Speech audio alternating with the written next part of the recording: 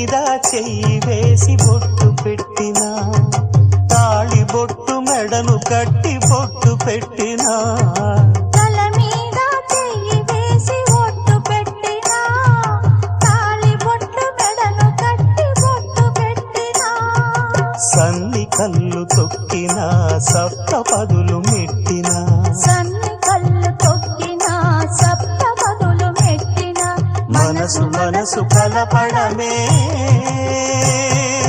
మంత్రం పరమార్థం.